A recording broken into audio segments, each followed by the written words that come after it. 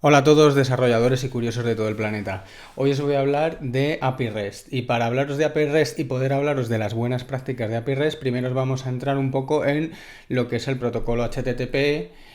Vamos a ver dónde se ubica todo esto en el modelo de capas OSI y en el modelo de TCP/IP y vamos a ver una serie de ejemplos y de páginas web que nos permiten hacer prácticas con nuestras APIs. Para terminar toda esta sesión de hoy, desarrollando una minimal API con .NET, una mejora que han hecho que, bueno, pues que a mí me gusta bastante, que era necesaria. Entonces, vamos a ver, ¿qué tenemos? Como os decía, vamos a hablar de buenas prácticas con .NET, pero lo primero que tenemos que hacer es ver la anatomía de HTTP, ver qué es una API REST, ver las buenas prácticas, que son 8, luego una serie de herramientas y unos ejemplos y desarrollaremos una minimal API con .NET. ¿De qué estamos hablando? Estamos hablando de que estamos en una arquitectura cliente-servidor, el cliente va a ser el browser, va a ser cualquiera que consuma nuestro API. API es Application Programming Interface y la interfaz es con nuestro servidor. Entonces, todo esto se mueve a través de la red y lo que estamos haciendo es utilizar un protocolo que es el protocolo HTTP, Hypertext Transfer Protocol. Este protocolo es la base de la World Wide Web, ¿vale? Se utiliza para cargar páginas web y datos mediante enlaces de hipertexto. El flujo típico, bueno, pues es una máquina que es el cliente, realiza una solicitud al servidor y entonces este envía el mensaje de respuesta. Si me pongo en plan teórico, os puedo decir que HTTP es un protocolo de la capa de aplicación para transferir información entre dispositivos en red y se ejecuta sobre otras capas en la pila de protocolos de red. Y me podría quedar así tan ancho, pero os voy a explicar un poco de qué estamos hablando. La pila de protocolos, hay dos maneras de hablarlo o de verlo, la pila teórica y la pila práctica. La pila teórica es el modelo OSI, en el que vemos que hay una serie de capas. La pila práctica es el modelo de capas del protocolo TCP, ¿vale? Las capas de TCP. Si hay algún purista viéndome, por favor, no me matéis, ¿vale? Al final, ¿de qué va todo esto?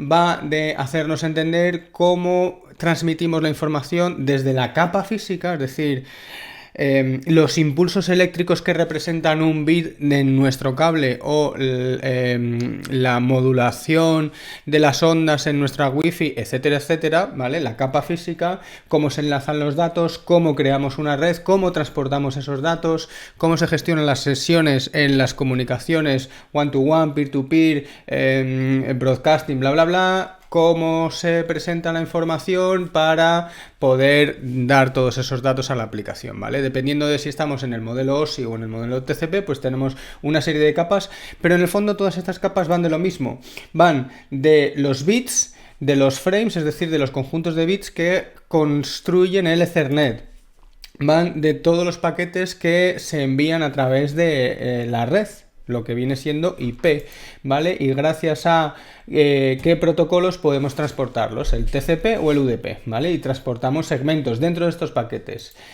A su vez tenemos todo lo que tiene que ver con datos y ya estamos dentro de lo que es el protocolo HTTP. El Hypertext Transport Protocol es un protocolo de la capa de aplicación sobre la pila de protocolos. Entonces, lo que estamos mandando son datos. Y yo he dibujado esto principalmente porque quería presentar una cosa que es la seguridad, es muy importante, y la seguridad está en un punto intermedio entre estas dos capas, transporte y sesión. Cuando hablamos de SSL o de TLS, que os voy a contar ahora mismo lo que es, estamos aquí, ¿vale? No se puede ubicar solo en transporte ni se puede ubicar solo en sesión porque está en un punto ahí intermedio. Y de nuevo, en serio, los puristas, no me matéis, os invito a comentar y a debatir. SSL TLS. SSL es Secure Socket Layer, ¿vale? La mayor parte de la comunicación cliente-servidor debe ser privada y en el 96 creo que se sacó esta este protocolo para cifrar esta información. Este protocolo se quedó pequeño, se encontraron vulnerabilidades y entonces se creó TLS, el Transport Layer Security. Es una mejora sobre SSL que nos otorga privacidad, integridad y autenticidad, ¿vale? Lo que tiene TLS es que necesita ser certificados, para los servidores, es lo que todos conocemos como certificados SSL y es lo que nos brinda tener HTTPS, es decir, HTTP securizado.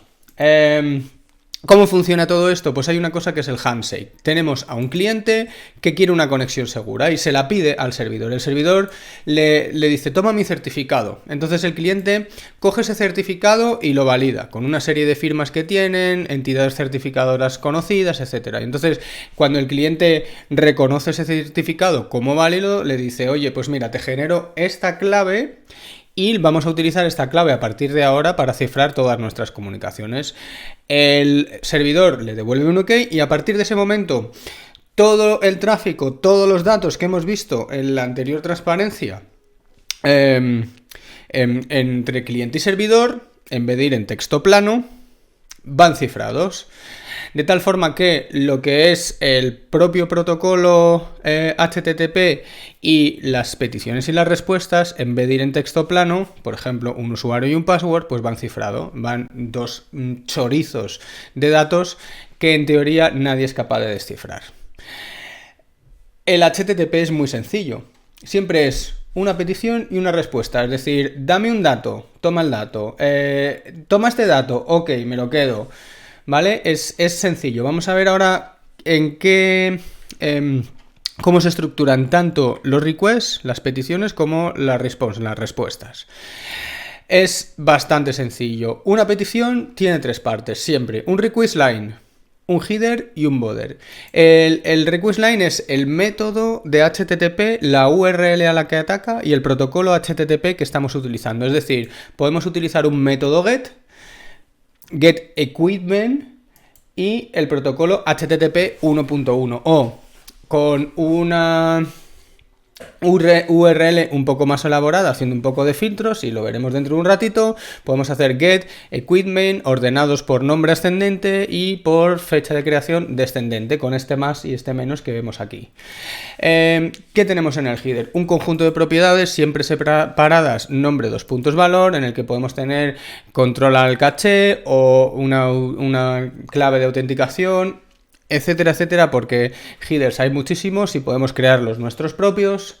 Entonces, bueno, vamos a ver luego algunos ejemplos de headers habituales. Y en el body, bueno, pues tenemos el resto de datos. Destacar que get no suele llevar body. Y bueno, pues ¿qué datos? Pues cualquier cosa que sea JSON. Y lo veremos como parte de las buenas prácticas. No solamente JSON, ¿vale? Pero en general JSON. ¿Qué tenemos en la respuesta? También tres partes, status line, es decir, la línea de estado, qué es lo que ha sucedido, ¿vale? El header con nuestro clave valor y el body. Al igual que antes tenemos el protocolo, que va a ser HTTP 1.1, y luego los códigos de estados. Aquí os estoy mostrando el código 200, que es el más habitual, es un OK, un muy simple. Podríamos tener un 403, un forbidden. Luego vamos a hacer un pequeño repaso de todos estos códigos. En el header, igual que antes, conjunto de propiedades nombre-valor con una fecha, por ejemplo, o un tipo de contenido. Este caso es interesante, ¿vale? Porque un servidor web en el fondo está sirviendo páginas web, es decir, documentos HTML.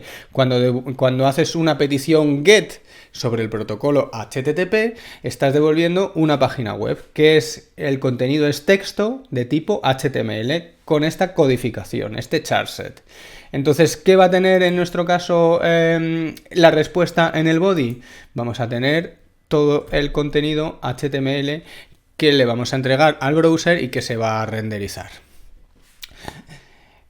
Vale, entonces ya podemos empezar a hablar de qué es una API REST. La clave de REST es que, bueno, REST empezó a surgir a través o a partir de un documento que escribió Roy Fielding, muy interesante, se puede acceder a él, lo podéis buscar, lo podéis encontrar y se puede leer, o sea, es algo que es legible. Él planteaba un problema y es que en el año 2000 había muy poca homogeneidad en cuanto al consumo de servicios a través de las redes. Entonces, él se dio cuenta de que teniendo todo lo que teníamos con HTTP, podíamos hacer algo diferente a lo que se estaba haciendo con los web services. Es decir, en vez de tener un montón de servicios con nombres rimbombantes, get, bla, bla, bla, bli, bli, bli, blu, blu, blu, entonces se dio cuenta de que se le podía dar una vuelta a esto y hacer algo más escalable. No voy a entrar en todo el artículo y en cuál fue su disertación hasta llegar hasta aquí. Os voy a explicar un poco cuál es la clave de REST. Y la clave de REST es que un servicio REST no tiene estado, lo que quiere decir que entre dos llamadas cualesquiera el servicio pierde todos sus datos, ¿vale? Para mantener el estado en un servidor necesitas memoria. Y a más clientes, más memoria. Entonces, lo que se pretendía era tener servicios y servidores escalables y mantener el estado entre cada petición en las sesiones era y sigue siendo algo prácticamente imposible. Entonces, partimos de que cualquier cosa que se diga que es RESTful se basa en una arquitectura cliente-servidor. En el cliente vamos a tener una interfaz de usuario que es la que va a consumir los datos y en el servidor vamos a almacenar los datos y nuestra lógica de negocio. Esta interfaz va a ser uniforme, es decir, vamos a exponer un contrato y vamos a identificar los recursos que estamos exponiendo en nuestro servidor. Estos se van a gestionar mediante unas representaciones que también vamos a exponer. Los mensajes de consumo con todos sus verbos, que lo veremos ahora, van a ser autodescriptivos y con esto generamos una cosa que se llama Hate OAS, es decir, el Hypermedia as the Engine of Application State, que lo que nos viene a decir es que en algunos casos, en vez de entregar toda la jerarquía del dato, cuando tienes un dato jerárquico con muchos hijos, estás entregando URLs que te permiten consumir el resto de datos que hay por debajo de esa jerarquía. También lo vamos a ver. Además, esto nos permite hacer una arquitectura por capas y generar código bajo demanda, porque al tener una interfaz uniforme y exponer todo esto, tal y como yo os digo aquí, con ciertas herramientas que también vamos a ver a lo largo de esta sesión, es muy sencillo coger y generar el código de un cliente que nos permite consumir una API. Lo vamos a ver. Entramos en las buenas prácticas. La primera buenas prácticas, la primera regla cuando diseñamos una API es que vamos a usar nombres y no vamos a usar verbos. Usar nombres, ¿por qué? Porque HTTP ya tiene un verbo, tiene muchos verbos. Yo os voy a enseñar 5. 5 verbos como get, es decir, recupera, coge, recupérame datos, recupérame este equipo, recupérame todos los equipos. Tienes post, que envía nuevos recursos al servidor. Put, que actualiza recursos existentes. Patch, para modificar parte de los recursos que estás atacando. Y delete, que elimina recursos. Hablamos de recursos. Con la misma URL podemos tener varias operaciones dependiendo del verbo que utilicemos, es decir, no tenemos infinitos métodos como teníamos antes con los web services. ¿Y qué son recursos? Pues recursos son datos, metadatos, archivos. Hay una gran duda, es si debemos utilizar singular o plural. En las bases de datos a mí me gusta usar y nombrar las tablas en plural. En los APIs os vais a encontrar que la gente nombra los endpoints en singular y que se nombran en plural. Mientras seáis coherentes y durante todo el desarrollo de vuestra API todo mantenga la misma forma, es decir, si todas las entidades son en singular, las mantengo así, y si no las mantengo en plural, entonces bien. Pero no tengáis equipment y que todo sea equipment barra bla bla bla y luego de repente users. O tiramos por el singular o tiramos por el plural, para que el que consuma vuestro API no se vuelva loco. Segunda buena práctica, JSON para todo. Casi todas las tecnologías en red pueden usarla. JavaScript tiene métodos integrados para codificar y codificar JSON, ya sea a través de Fetch API o de otro cliente, ¿vale? Es ubicuo tecnológicamente porque casi todos los lenguajes lo utilizan. Para los requests, cuando yo hago una petición al servidor, le voy a decir, oye, dame este dato y devuélvemelo como application JSON, con este header que es el content type. ¿Os acordáis de los headers? Pues este es un header. Y excepción a todo esto cuando devuelvo ficheros o cuando devuelvo HTML. ¿Vale? HTML ya hemos visto que era text HTML. La respuesta, pues es muy sencillo. Devolvemos el JSON y ya está. Siguiente buena práctica, anidamiento lógico. Al diseñar nuestros endpoints, nuestros controles en .NET, podemos agrupar la información de forma jerárquica, igual que hacíamos con el Domain Driven Design. Pero esto no es dominio, es decir, nosotros no estamos devolviendo las entidades en la base de datos, estamos devolviendo unos modelos con la información justa y necesaria para que los clientes puedan ejecutar la funcionalidad deseada. Entonces, hablamos de modelos. ¿Y qué estamos haciendo? ¿A qué me refiero con el anidamiento lógico? Si tienes una jerarquía con un padre, con un hijo, con otro hijo, podemos reflejarlo en las URLs para llegar a esa información. Por ejemplo, en una aplicación de un blog puedes decir, oye, dame todos los posts y llamas al API /post. O dame este post y llamo al API /post con el ID de ese post, ¿vale? Porque esto lo puedes tener en un enlace o lo que sea. Si quiero los comentarios, digo, oye, post con el ID, es decir, dame todos los comentarios de este post. Y si quiero el autor, pues podría ir de un comentario concreto, dame el autor de este comentario de este post. Aquí tenemos que tener en cuenta una cosa, hay que limitar la profundidad, es decir, ¿dónde está el término medio aquí? Pues es difícil de encontrar, pero quizá esta URL en la jerarquía es demasiado grande. Entonces yo, en vez de hacer algo así, lo que haría sería, en el objeto que yo devuelvo, en el JSON que yo devuelvo, le diría cuál sería la URL que tiene que consumir el cliente para obtener la información básica sobre ese autor, que sería algo así como users, user ID, o authors, user ID. De tal forma que si quiero pintar el avatar de ese autor, no le devuelvo toda la información en la primera petición, sino que invito al cliente a que la consuma en subsecuentes llamadas. Gestión de errores. Aquí tenemos dos grandes partes.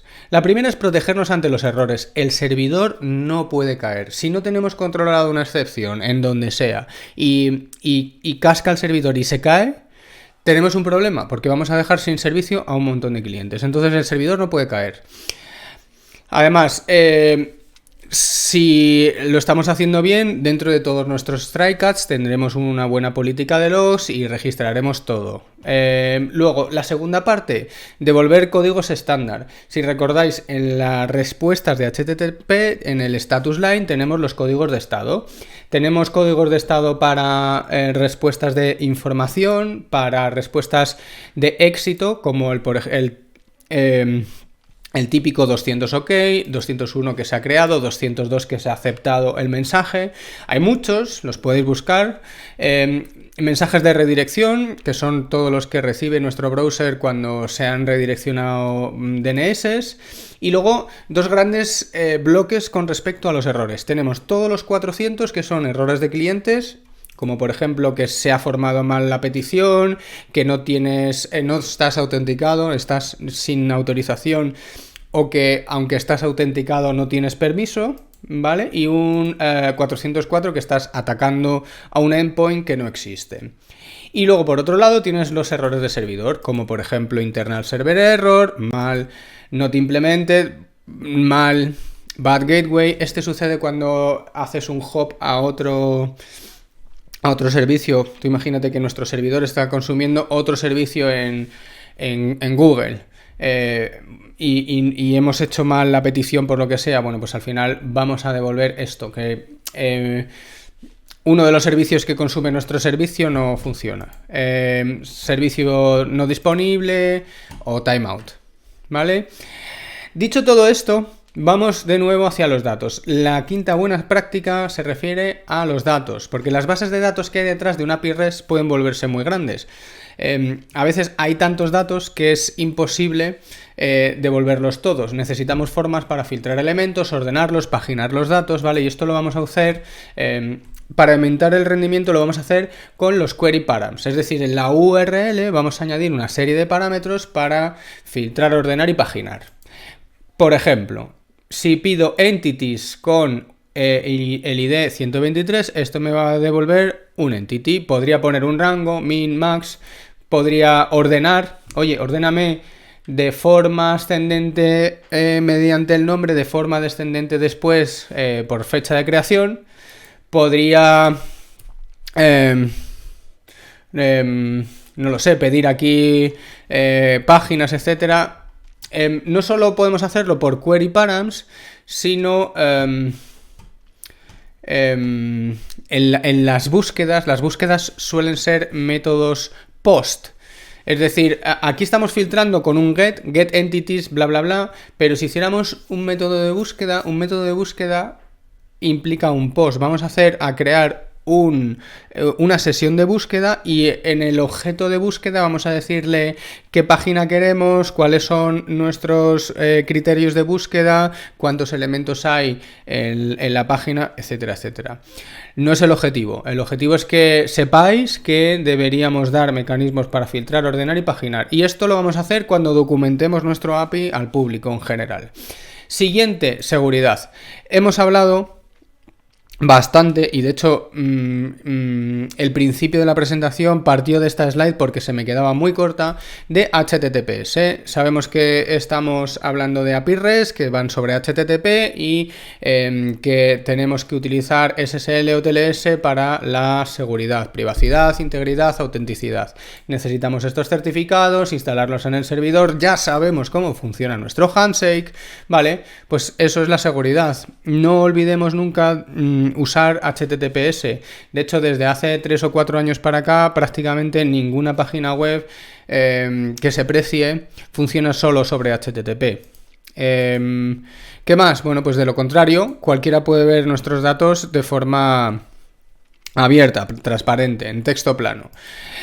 Pero eso es seguridad en la capa de transporte y sesión.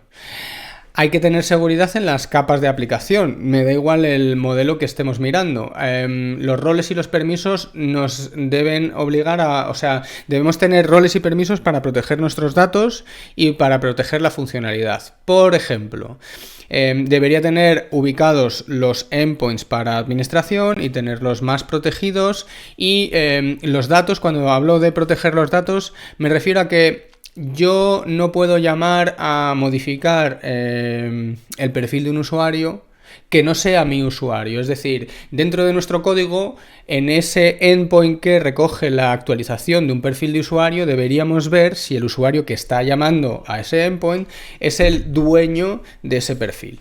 Entonces, bueno, pues todo esto se hace dentro y se hace con una regla muy básica, y es el privilegio mínimo. No cerrar al máximo posible, no dejar nada abierto a que cualquiera pueda llamar y, pues descuajeringar nuestros datos. Después de la seguridad, ¿qué viene? Pues el rendimiento. ¿Por qué? Porque nuestro servidor, en el fondo, es una capa intermedia de acceso a los datos, y lo hemos visto en la clase de arquitectura del otro día. Al final el servidor es una interfaz hacia afuera, y quitando que tengamos lógica de negocio, al final lo que estamos es dando acceso a los datos.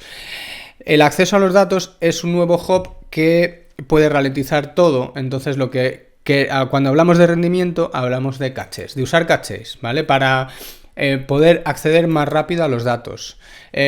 Usamos datos en memoria en vez de acceder a la base de datos, ¿vale? Y estos datos, el único problema que pueden tener es que los datos pueden estar desactualizados. Este problema puede ser un problema muy gordo si estamos depurando, porque al depurar con cachés, pues podemos tardar muchísimo en darnos cuenta de que seguimos viendo datos antiguos, que algo no se actualiza, etcétera, etcétera, ¿vale? Intentemos que nuestro sistema no dependa nunca de datos cacheados.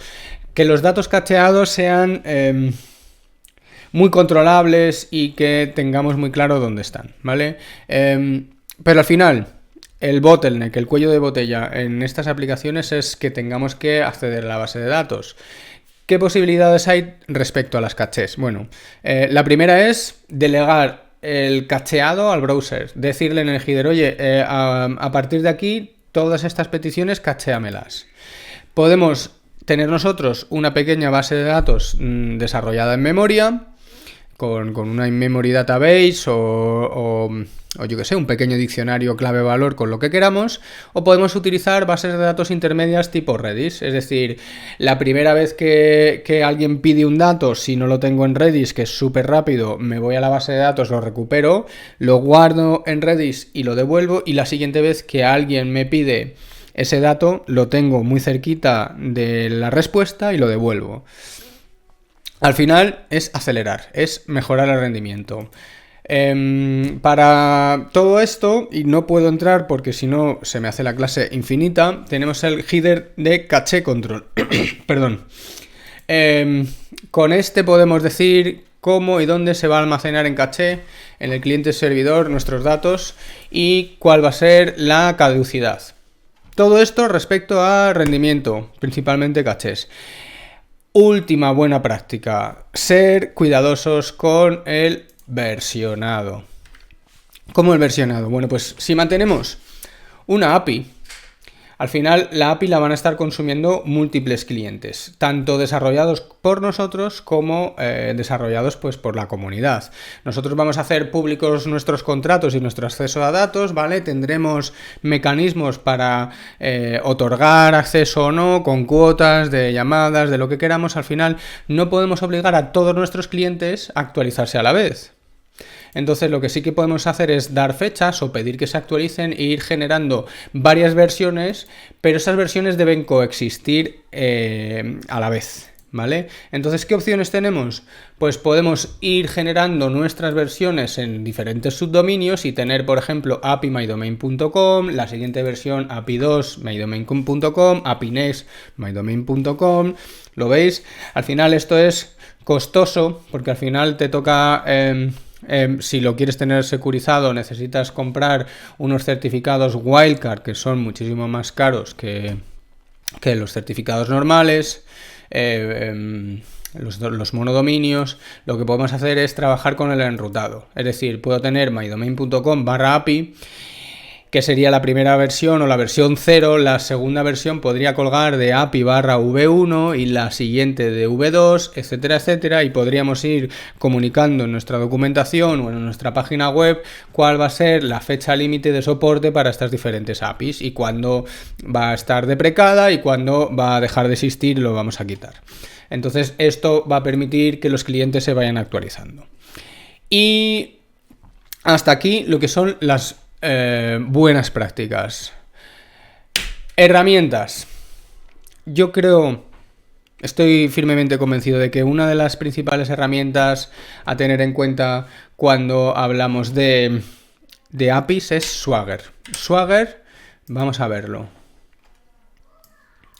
Swagger es una empresa que ayudó a generar la OpenAPI Specification, que tiene una serie de herramientas open source y que también tiene un servicio que se llama Swagger Hub, que nos permite hacer mocks o stubs de nuestros servidores, ¿vale? ¿Qué significa esto? Pues si yo quiero desarrollar un cliente y me baso en una especificación, que lo vamos a ver ahora, puedo generar una versión de mentira del servidor, ¿vale? Para falsear los datos, para hacer pruebas en vez de atacar al servidor real.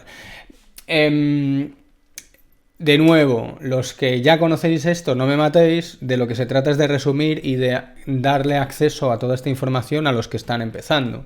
Entonces, yo os invito a entrar aquí y trastear, porque es una página muy grande, hay mucha información, hay comunidad, hay un montón de cosas, ¿vale? Después de Swagger Hub, Lo importante aquí es Swagger UI, es decir, la interfaz de usuario que me permite o que me otorga Swagger. En castellano, Swagger UI permite a cualquiera aunque esté en tu equipo de desarrollo o tus consumidores, visualizar e interactuar con los recursos de tu API sin tener ningún detalle de implementación. Es decir, tú al final lo que entregas es una página web muy parecida a esta, donde cualquiera puede interactuar. Imagínate que tenemos una tienda de mascotas y que exponemos un API para que cualquiera pueda desarrollar una página web o una aplicación móvil que interactúe con los datos que tienes en tu tienda de mascotas, ¿vale? Pues exponemos esto para que cualquiera sepa que tenemos estos endpoints. Tengo el método get para recuperar una mascota, ¿vale? O tengo el método get para encontrar una mascota por su estado. Entonces me vengo aquí, vamos a probar este método, vamos a coger mascotas disponibles, lo ejecutamos. Si no está muy saturado, aquí tenemos una serie de mascotas que se nos han devuelto. Vamos a ver, voy a recuperar... vamos a recuperar este ID, ¿vale? Esta mascota que se llama Puff, ¿vale? Hemos recuperado un montón y fijaros también, tenemos el código de respuesta que es el código 200, el OK, y el body es JSON. Además tenemos una serie de headers en la respuesta, access controls, allow headers, allow methods, allows origin, devuelve application JSON, la fecha, el servidor que es el Yeti, bla bla bla. Entonces, si yo oculto eso y pido este ID de esta mascota y lo ejecuto, aquí tenemos a... bueno, se me ha colado, yo pensaba que era otro, me ha devuelto Doggy con esta serie de datos. Esto es Swagger, me dice qué modelos utilizamos, qué endpoints hay, pet con estos verbos, store con estos otros verbos, post, get, delete, get, ¿vale? Para recuperar el inventario de una tienda, peticiones, usuarios, lo tenemos un poco todo. ¿Qué otra cosa es muy importante tener aquí en cuenta? Que se me ha ido para atrás. La especificación de OpenAPI.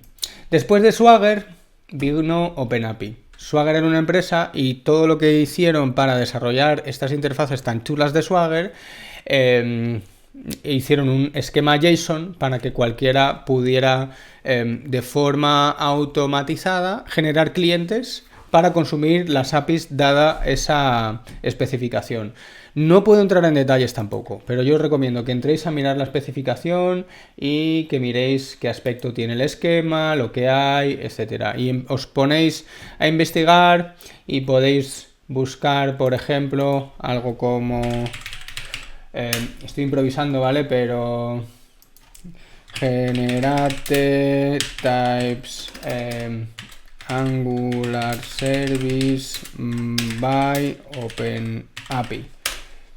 Y entonces podemos ver que a partir de un OpenAPI, una especificación, podemos generar todos los servicios que consumen esos endpoints, ¿vale?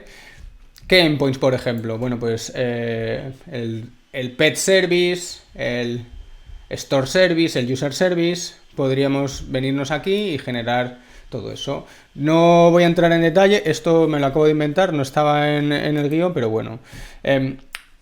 Son herramientas y las herramientas, al final está muy bien tener estas herramientas en nuestra caja de herramientas. La otra herramienta que a mí me encanta es Postman. A mí me encanta y a todo el mundo le encanta.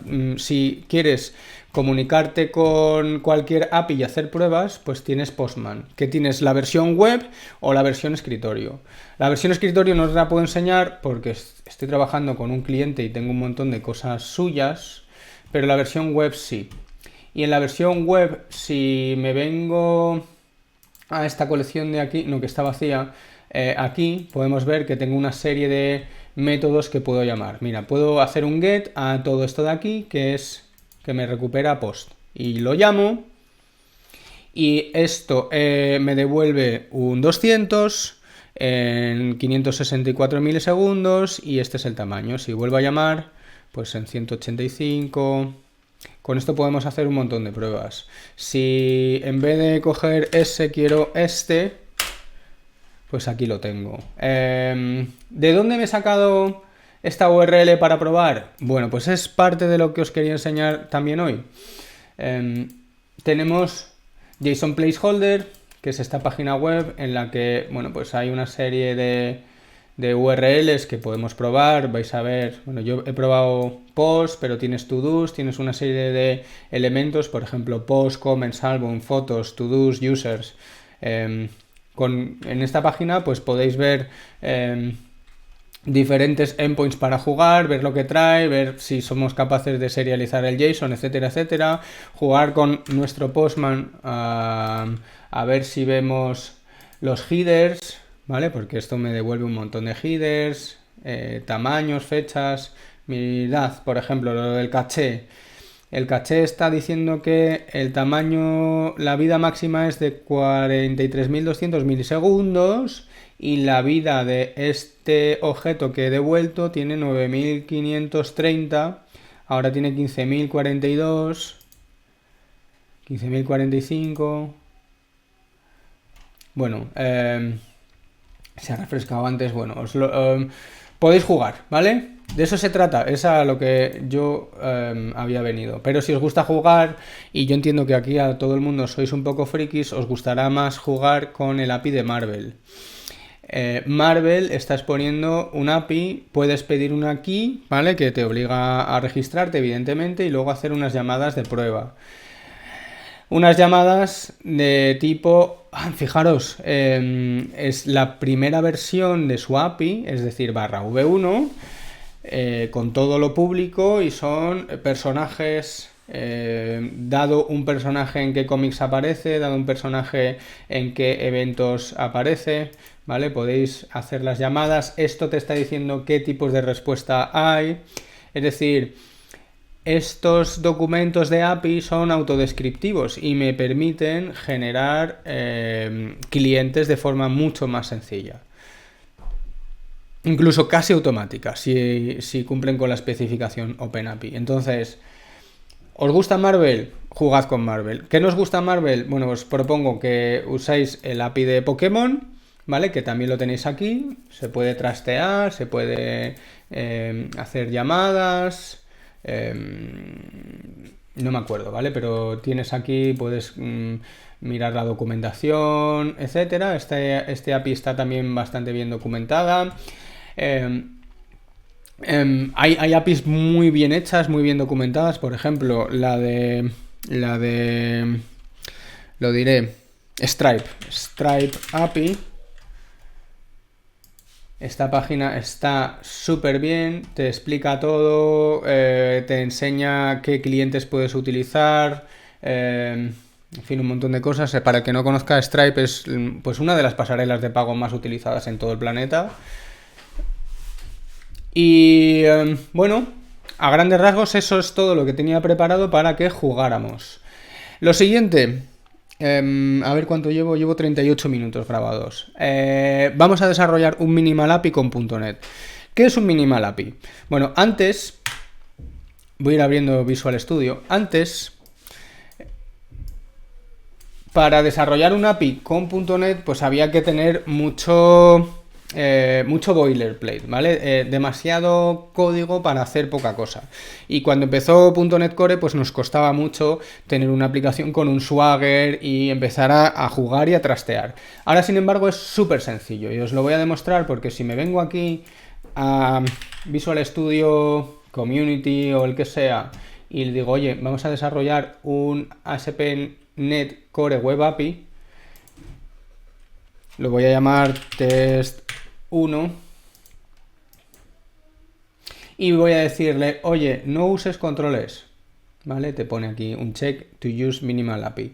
Usa solamente un minimal API. Esto nos configura el HTTPS con un certificado creado localmente, ¿vale? Que yo ya he aceptado y además me genera un OpenAPI support. Entonces, si yo creo esto, me va a generar una solución muy pequeña, mínima, con un único program.cs, que lo tengo aquí en la otra pantalla, dejadme un segundito, que os voy a enseñar aquí en la solución. Tenemos un program CS de 50 líneas, 43, y si yo esto lo ejecuto, lo vais a ver. Esto me va a generar un Swagger con un endpoint que es Weather Forecast. Mira, está muy bien que lo tengamos así en dos pantallas. Weather Forecast, que yo puedo, igual que antes, ejecutar y recibo los datos de respuesta del Weather Forecast. Vamos a quitarle morralla. Quiero que me devuelvas el típico Hello World con un punto y coma. Vale, y puedo quitar todo esto de aquí, que son datos que yo no voy a usar, y todo esto de aquí, que son datos que yo no voy a usar, y nuestro minimal API con un Hello World en realidad son 25 líneas de código, incluyendo comentarios. Si lo vuelvo a ejecutar, mientras carga, ¿qué estamos haciendo? Pues creamos un builder que me genera una web application. Le estamos diciendo que busque todos los endpoints, que añada el Swagger y que construya la aplicación. Y una vez tenemos la aplicación, si estamos en desarrollo, queremos usar Swagger y usar el UI de Swagger, y una pequeña redirección para que en algún punto de las settings está puesto que la URL de lanzamiento sea /Swagger. Barra Swagger. Y entonces aquí tenemos ya nuestro método get, que si lo ejecutamos nos devuelve un OK con el Hello World. Es lo mismo que sucedería si yo hago esto, devuelve Hello World. Tengo por aquí, y esto va a ser el remate final de la presentación de hoy. A ver si... Ay, me parece que he cerrado la presentación. Bueno, creo que lo puedo hacer así. Sí, a ver. Eso es. Yo estaba aquí tengo la URL de ese mismo ejemplo, crear un minimal web API con ASP.NET Core. Me voy a saltar todo esto porque ya lo hemos hecho. Vamos a... bueno, tengo mis instrucciones aquí. Hemos hecho esto, un check, ¿vale? Vamos a generar una gestión de to-dos. Me voy a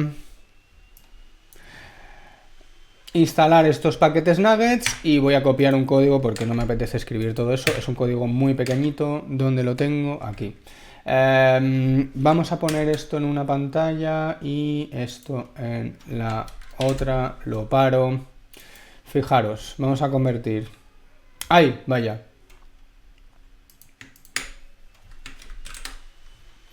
Cosas del directo, pero bueno, es lo que hay. A ver, ¿dónde está? Que me he perdido. ¿Dónde estamos? Aquí, muy sencillo, ¿vale? Vamos a decirle que añada un dbcontext después del Swagger Generation, ¿vale? Y todos nuestros endpoints con todo esto de aquí.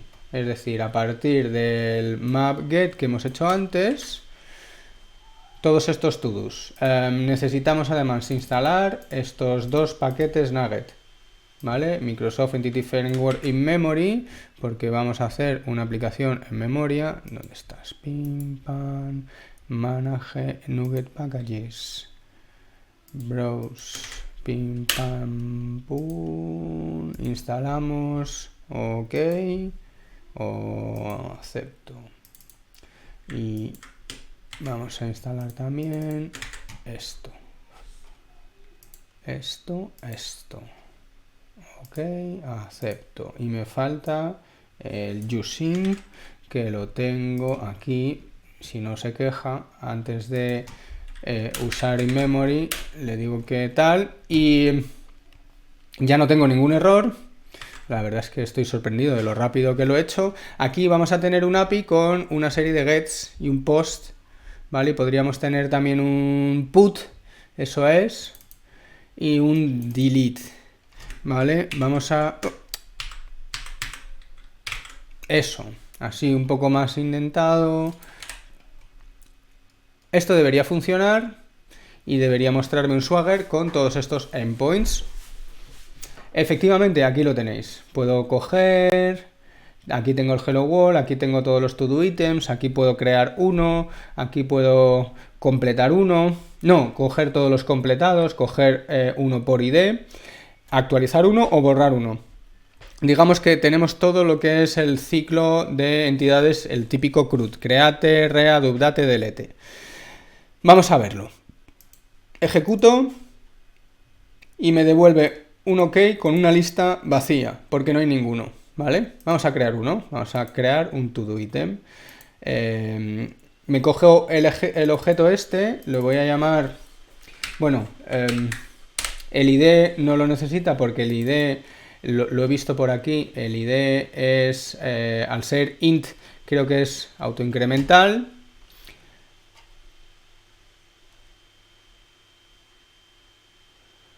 Supongo, vamos a probarlo, ¿vale? Porque no estoy seguro. A ver, to do, item, bla, bla, bla, ¿vale? No lo voy a hacer completado, lo voy a hacer false. Y ejecutamos. Y me lo crea con el to do, el ID 1. Vamos a crear otro muy parecido que va a ser otra cosa. Así, muy largo. Ejecutamos y me genera el 2. De tal forma que si yo pido todos los to-do items, me devuelve el 1 y el 2. Y si pido los completados, me va a devolver 0, no hay ninguno. Si quiero completar, no, esto es get. Si quiero completar 1, pues voy a hacer algo parecido a... Oye, complétame el 1. No quiero modificarle el nombre. Ah, claro, eso. ¿Vale? Vale, y si vuelvo a pedir los completados, ya tengo el 1. Vale, aquí debería haberle pasado el objeto completo. Acordaros de que no mantiene el estado. Eso, bueno, pues es discutible o no que tengas que pasar el objeto completo, pero tampoco es muy costoso en este caso. Y poco más, tenemos un minimal API. ¿Qué ventajas tiene esto? Pues que si quieres construir una aplicación de microservicios y quieres hacerlo en cuestión de media hora, ahora ya puedes. Y antes, pues nos costaba bastante más de media hora tener algo con lo que empezar a poder probar. Si nuestra aplicación es bastante más elaborada, yo no recomendaría tener todo en un único programa CS. A ver, aquí tenemos todo en una aplicación en el que todo el código que se podría considerar que es prácticamente un script está en menos de 100 líneas. No es lo ideal si vamos a hacer algo como lo que queremos hacer en nuestra aplicación ejemplo, donde tenemos un stock, una serie de eventos, unos documentos legales, brands, users, roles, equipamiento. No tiene sentido. Yo, en vez de utilizar eso, me iría a la manera antigua en la que tendremos aquí una carpeta que se va a llamar controllers y dentro de cada una de estas carpetas controllers, pues un controlador con... O sea, dentro de la carpeta controllers, para cada tipo de entidad, un controlador con sus métodos. Y así tenemos todo bastante más... encapsulado, vale la palabra, etcétera. Esto es una aplicación mínima, pero en un servicio más elaborado vamos a tener capas. Y todo esto de las capas ya lo habéis visto en otros vídeos. Entonces, bueno, yo espero que os haya gustado la clase de hoy. De nuevo ha sido una clase muy larga, pero es que era necesario escribir todo esto y compartir un poco la pila de protocolos, las peticiones, las respuestas, el HTTP. Había que entrar en materia. No podemos hablar de una API REST y y decir, como dicen algunos en algunas redes sociales, que se puede ser un desarrollador web en cuestión de días. Todo esto tiene una teoría detrás y lo he resumido muchísimo. En la clase de OSI y de todo el modelo de comunicaciones, yo he tenido asignaturas en la universidad que han estado durante un año entero hablando de todo lo que era comunicación de datos, sistemas de comunicación, etcétera. Y no se nos olvide que tenemos ingenieros de telecomunicaciones que le han dedicado 5, 6, 7 años de su vida a estudiar todo esto. Hay una teoría muy importante detrás. Nosotros lo que estamos haciendo en las capas más altas es aprovecharnos de todo el trabajo que se ha hecho en la física que hay en las capas inferiores de la pila de comunicaciones. En fin, un día más os voy a pedir que os suscribáis, que comentéis, que critiquéis, que me mandéis sugerencias. Y bueno, pues como veis acabo de cambiar de micro, entonces al suscriptor número 1000, que falta muy poquito, le voy a regalar este micro de Amazon Basic. Que si está aquí en España se lo voy a mandar directamente si está fuera de España, bueno, pues se lo compraré por Amazon y se lo haré llegar a su casa. Entonces, para esto lo que tenéis que hacer es lo de siempre, compartir y comentar. El suscriptor número 1000 que comente y diga, oye, que yo he sido el número 1000, yo lo compruebo, ¿vale? Porque yo tengo una manera de verlo. Entonces, el suscriptor número 1000 le mandaré este micro si me lo pide. Y poco más, que lo siguiente que tenemos, y voy a volver a la presentación, lo siguiente que tenemos es muy interesante. Lo siguiente que tenemos es la diferencia que hay entre modelo y dominio. Hoy hemos estado hablando del API REST, que es la parte que exponemos al público en general, eso es modelo. Luego vamos a hablar de dominio. Dominio está mucho más cerca. Tengo aquí la cámara. No tengo la cámara. Sí tengo la cámara. El dominio está mucho más cerca de la base de datos. Entonces, vamos a hablar de dominio, de Domain Driven Design un poco más en profundidad. Vamos a hablar de cómo se persiste con Entity Framework y empezaremos a darle caña a todo esto de forma un poco más práctica. En el módulo 4 hemos estado haciendo cosas con Angular, ya tenemos cosas preparadas. En el módulo 3, que lo estoy grabando después, vamos a darle caña a la parte de dominio, de Entity Framework, etc. Y el colofón final a este módulo es, una vez que sabemos qué entregamos al público y cómo tenemos los datos en nuestra base de datos, vamos a simplificar nuestra lógica de negocio al máximo posible para mejorar también la testabilidad de nuestro código y la calidad usando CQRS y la librería Mediator.